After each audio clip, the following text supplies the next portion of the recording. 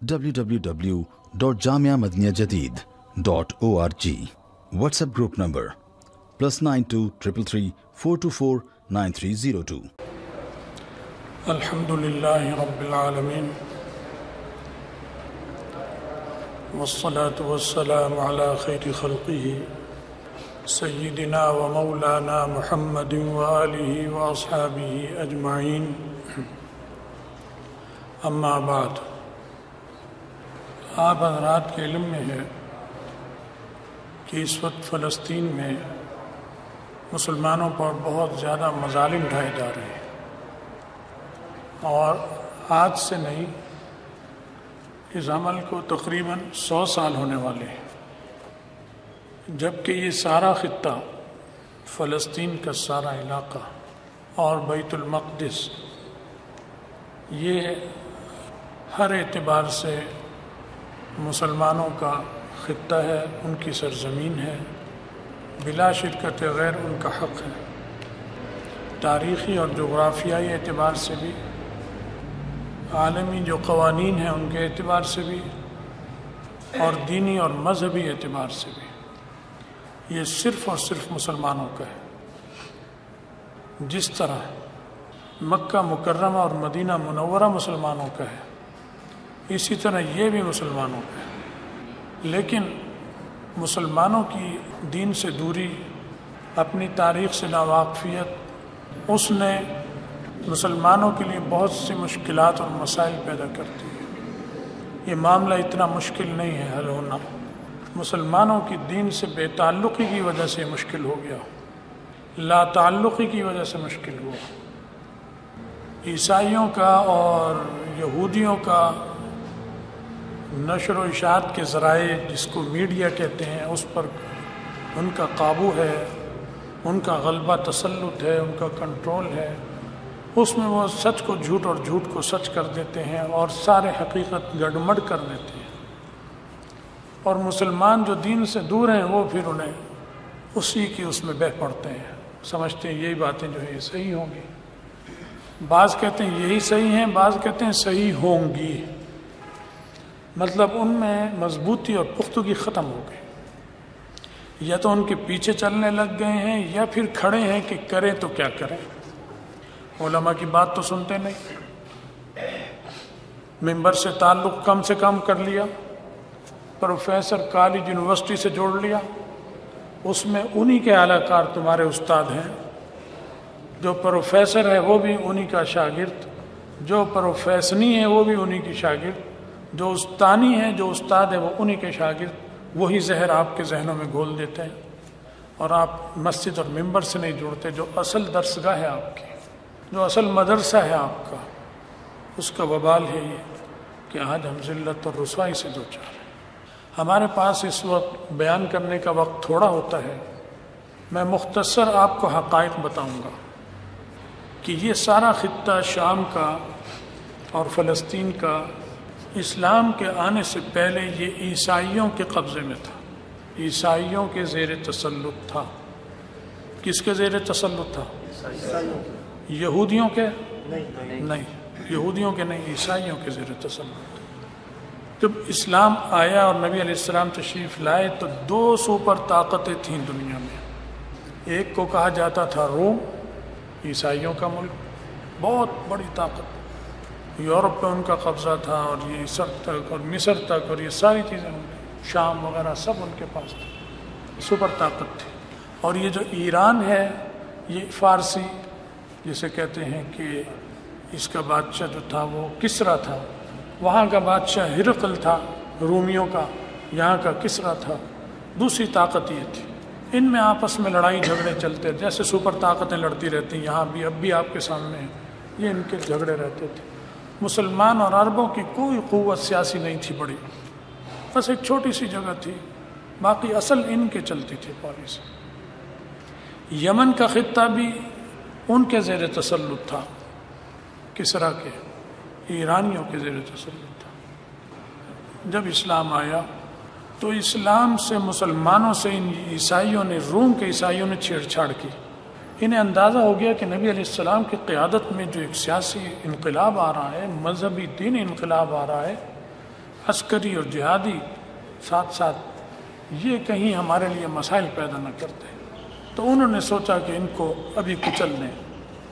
خود بنفس نفیس رسول اللہ صلی اللہ علیہ وسلم نے اپنی خود قیادت فرمائی، اور اپنی قیادت میں آپ لشکر لے کر شام کی طرف گئے، اور غزوہ تبوک مشہور ہے، آپ کی وفات سے 1-2 سال پہلے یہ واقع ہوا، اور براہ راست ادھر رومیوں کا بادشاہ، سپر طاقت کا بادشاہ، اور ان کے مقابلے میں اسلام کی چھوٹی سی قوت یہ گئی وہاں، لیکن اللہ نے ان پہ ایسی دہشت طاری کی کہ وہ مقابلے پر نہیں آ سکے، اور مسلمان سرخرو ہو کر واپس لوٹے۔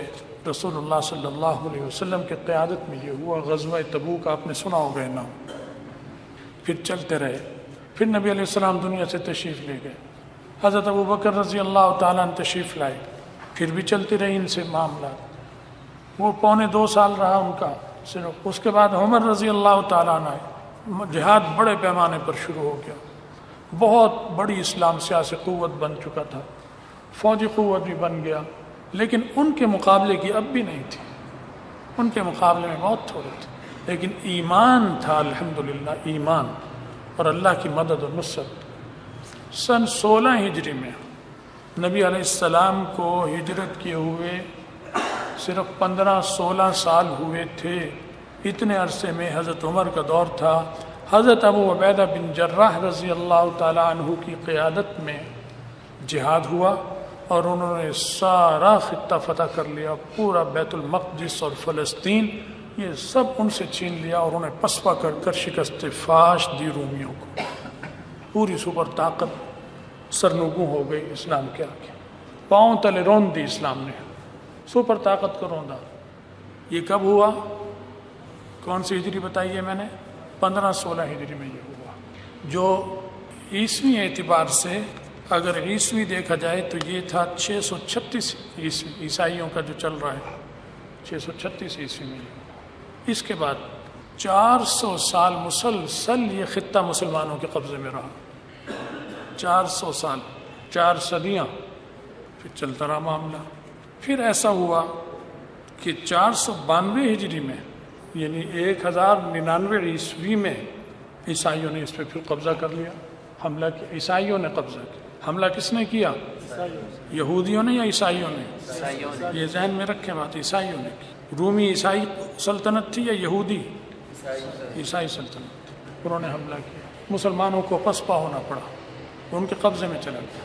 کون سی ہجری میں؟ یہ 492 ہجری میں، 400 سال بعد اب ان کے قبضے میں گیا۔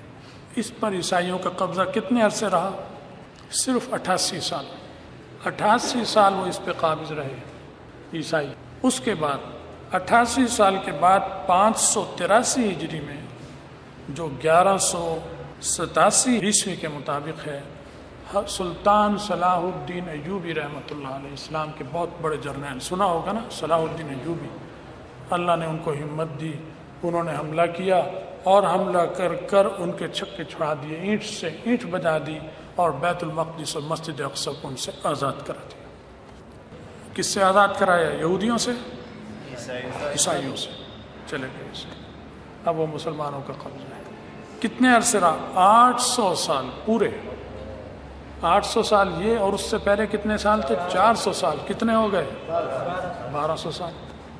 اور نبی علیہ السلام اور اب تک کا دور کتنا ہے؟ 1400 سال، 1450 سال۔ اس 1450 سال کے عرصے میں مسلمانوں کا اقتدار 1200 سال رہا، سمجھ میں آ گئی بات؟ اور عیسائیوں کا اقتدار کتنا رہا؟ 88 سال، صرف 88 سال۔ تو یہ کس کا خطہ ہے بتائیے؟ کس کا حق ہے اس پر؟ مسلمانوں کا۔ پھر آج سے 100 سال پہلے، یعنی تقریباً 1924 میں، آج 2023 ہے، ایک کم 100 سال پہلے 1352 ہجری میں مسلمانوں کی اپنی بدقسمتی، اپنے جھگڑوں، اپنی لڑائیوں، اپنے اندر منافقین اور بغاوتوں کی وجہ سے مسلمانوں کی خلافت ختم ہو گئی، اور مسلمانوں کے اندر سے غداریاں کر کر ختم ہو گئی، جس کی وجہ سے انہیں موقع مل گیا عیسائیوں کو تو برطانیہ کا جنرل ایڈمنڈ تھا، جنرل ایڈمنڈ، اس نے 1924 میں پھر برطانیہ کی قیادت میں اس پہ حملہ کیا اور بیت المقدس پہ قبضہ کر لیا۔ کس نے کیا قبضہ؟ عیسائیوں نے، برطانیہ نے، یہودی نہیں۔ یہودیوں نے کیوں نہیں کیا قبضہ؟ بات تو سارا یہودیوں کا چل رہا ہے، چرچا سارا یہودیوں کا ہے، اس لیے کہ یہودی دنیا میں تھے ہی نہیں، ہے تو آٹے میں نمک کا تناسب بھی نہیں ہے ان کا، نہ اس وقت تھا نہ اب ہے۔ اس وقت بھی دنیا کی آبادی 10 ارب سے اوپر ہے، 11 ارب یا کتنے ہیں، اس میں ساری دنیا میں یہودی ملا کر مشکل سے 1 کروڑ یا 1.5 کروڑ بنتے ہیں۔ بتائیے کیا حیثیت ہے ان کی؟ ان 1 کروڑ 1.5 کروڑ یہودیوں کو نمٹنے کے لیے اگر راستے سے ہٹ جائیں اور آزاد چھوڑ دیں تو میں اس وثوق سے کہتا ہوں کہ صرف رائیونڈ اور پاجیاں کے جوان کافی ہیں اور پورا اسرائیل فتح کر لیں گے انشاءاللہ۔ باقی کسی ملک کی ضرورت نہیں ہے، ہٹاؤ بیچ میں سے اور انہیں نکال دو، راستہ دے دو، ہاتھوں میں صرف بندوقیں دے دو، دستی بم دے دو اور خنجر ایک ایک دے دو، پھر ایمان کی قوت سے انشاءاللہ ایک پورے اسرائیلی فوج کو شکست دیں گے جس سے ساری دنیا لرز رہی ہے۔ یہ اتنی حقیر قوم ہے۔ اب جو قبضہ کیا اس پر 100 سال پہلے کس نے کیا؟ برطانیہ نے۔ برطانیہ کا وہی قبضہ آج تک چل رہا ہے، عیسائیوں کا قبضہ ہے اس پر۔ یہودیوں کو انہوں نے دنیا سے اکٹھے کر کر یہاں آباد کیا، اس لیے کہ یہودی اتنے گندے شرارتی ہیں کہ فرانس نے اپنے ہاں آباد کرنے سے انکار کر دیا، امریکہ نے اپنے ہاں آباد کرنے سے انکار کیا، خود برطانیہ نے اپنے ہاں آباد کرنے سے انکار کیا، جرمنی نے انکار کیا، بیلجیم نے انکار کیا، جتنا یورپ ہے اس کو پسند نہیں کرتا، روس نے نفرت کی، اس نے انکار کر دیا۔ ان کو رکھنے کی جگہ کوئی نہیں تھی کیونکہ سب جانتے تھے کہ جس نے رکھا یہ اسی کو ڈستے ہیں، ان کی فطرت ہے، لہٰذا ہم اپنے ملکوں میں نہیں رکھے۔ انہوں نے یہ سوچ کر کہ یہ جگہ ہم نے قبضے میں لی ہے، ہماری تو ہے بھی نہیں، مسلمانوں کی ہے، تو یہ مسلمانوں کے لیے درد سر بنے رہیں تو یہ ہمارا فائدہ ہے اس میں۔ انہوں نے یہاں لا کر انہیں جمع کیا۔ آج امریکہ اور برطانیہ کی چھتری کے نیچے یہ غنڈے بدماش رہ رہے ہیں اور بدماشی دنیا میں کر رہے ہیں۔ سردار ان کا کون ہے؟ امریکہ اور برطانیہ۔ تو دنیا کے عالمی بڑے بڑے شیطان جو ہیں وہ سب سے بڑے کون ہیں؟ امریکہ اور برطانیہ۔ یہ نوٹ کر لیں بات، یہ تاریخی حقائق آپ کو بتا رہا ہوں۔ امریکہ اور برطانیہ اور یہ اسرائیل اور یہودی، یہ تو بغل بچہ ہے ان کا، اس کی کوئی اوقات ہی نہیں ہے۔ آج یہ اپنی چھتری ہٹا دیں تو یہ پادیاں اور رائیونڈ کے نوجوان اسے ختم کر دیں گے۔ مسلمانوں کے اکثر حکمران سب منافق ہو چکے ہیں، بزدل اور منافق اندر سے ان کے ساتھ ملے ہوئے ہیں، اس لیے آج اسرائیل مسئلہ بنا ہوا ہے، ورنہ یہ کوئی مسئلہ نہیں ہے ہمارے اور آپ کے۔ تو یہ اول بھی ہمارا تھا بیت المقدس، آخر میں بھی ہمارا ہے، بیچ میں بھی ہمارا تھا، اول اور آخر مسلمانوں کا ہے۔ جیسے حرمین شریفین ہمارے لیے مقدس ہیں اور ہمارے ہیں، ایسے بیت المقدس بھی کس کا ہے؟ ہمارا اور آپ کا ہے، مسلمانوں کا، نہ عیسائیوں کا ہے نہ یہودیوں کا۔ یہ میں نے مختصر سی تاریخ آپ کو گوش گزار کی ہے، آپ کو بیان کی ہے۔ اب آج جمعیت علماء اسلام نے مطالبہ کیا ہے کہ جمعے کے دن یوم قدس، یوم طوفان منانا چاہیے اور حماس کی تائید کرنی چاہیے، اور اس جہاد کی مدد اور تائید جس طرح بھی ممکن ہے وہ کرنی چاہیے، پیسے سے ہو، جان سے ہو، مال سے ہو، دعاؤں سے ہو، اس کی مدد کرنی چاہیے۔ آپ اس مدد کے لیے تیار ہیں یا نہیں؟ تیار ہیں۔ حکومت کو چاہیے، ہماری حکومت کو چاہیے کہ اس کے خلاف باقاعدہ اعلان جہاد کرے۔ آپ اس کی تائید کرتے ہیں کہ انہیں اعلان جہاد کرنا چاہیے؟ راستہ مانگیں، سعودی عرب نہیں کرتا اس کو چھوڑ دیں، دبئی مسقط نہیں کرتے، امارات نہیں کرتے، چھوڑیں انہیں کو، ہمیں راستہ دو، ہمارے یہاں سے جوان جائیں گے انشاءاللہ اور بیت المقدس فتح کر کر دکھائیں گے، تم راستہ تو دو۔ یہ منافق، یہ اصل منافق جو ہمارے اندر ہیں، یہ اصل منافق ان یہودیوں کے مددگار، یہ اسرائیل اور امریکہ اور برطانیہ کے دوست اور ساتھی ہیں، ان کے اپنے مفادات ہیں، ان مفادات کی خاطر پورے اسلام اور مسلمانوں کو داؤ پہ لگا رکھا ہے۔ یہ مختصر سی تاریخ میں نے آپ کو بتائی۔ آج یہ دن ہے جمعیت علماء اسلام، پیپلز پارٹی نے مطالبہ کیا یوم قدس منانے کا، مسلم لیگ نے مطالبہ کیا، پی ٹی آئی نے کیا، ایم کیو ایم نے کیا، آپ کہاں پھر رہے ہیں؟ میرے کئی بھائی ایسے ہوں گے جو ان جماعتوں سے تعلق رکھتے ہیں، میری بات پر ہاتھ اٹھا رہے ہیں، تو اگر اس نے کہا کہ ساتھ نہیں دینا بیت المقدس کا، کسی ان پارٹیوں میں سے کیا اس وقت بھی ہاتھ اٹھائیں گے؟ سوچیں، آپ سوچیں، اپنی روش سے توبہ کریں۔ یہ سب پارٹیاں ہمیں کفر اور گمراہی کی طرف لے جا رہی ہیں، یہ اسلام اور مسلمانوں کے لیے مفاد میں نہیں ہے۔ کسی کو ایک معمولی سے بھی تکلیف نہیں ہے۔ وہاں جو ظلم ہو رہا ہے اس وقت، جس طرح بمباری کر رہے ہیں، عورتیں اور بچوں کو مار رہے ہیں، آپ کے سامنے ایک بات اور یاد آئی، عورتیں اور بچوں کو اسلام میں مارا جاتا ہے؟ نہیں۔ وہ عورتوں اور بچوں کو معاف کرتے ہیں، چھوڑ رہے ہیں؟ نہیں چھوڑ رہے۔ ٹھیک ہے، اسلام کے جو مارشل رولز ہیں، مارشل قوانین ہیں، مارشل لا ہیں اسلام کا، ان کا نہیں، جو انگریزوں کا ہمارے ہیں مارشل لا، یہ ظالمانہ قانون ہے۔ مارشل لا بس یہ انہی فوجیوں کو زیب دیتے ہیں، چاہے وہ یہاں کے ہوں چاہے کسی اور کے ہوں، سب کے ہوں۔ اسلام میں یہ ہے اصول، عورت اور بچوں کو نہیں مارا جائے گا، ان میں نہیں ہے۔ لیکن اس عورت کو جو لڑائی میں شریک ہو یا ان کی سیاسی قیادت کر رہی ہو، سیاسی ماہر ہو، معاملات سمجھتی ہو، وہ بچہ جو لڑائی میں شریک ہو رہا ہے ان کے ساتھ، درخت پہ اس کو باندھ دیا اور وہ بندوق لے کے مار رہا ہے، تو اس بچے کو چھوڑا جائے گا؟ نہیں۔ وہ عورت جو ان کے ساتھ لڑنے آئے گی اسے چھوڑا جائے گا؟ اسے فوجی سمجھا جائے گا یا عام شہری سمجھا جائے گا؟ اسے فوجی۔ اس بچے کو فوجی سمجھا جائے گا یا عام شہری سمجھا جائے گا؟ فوجی۔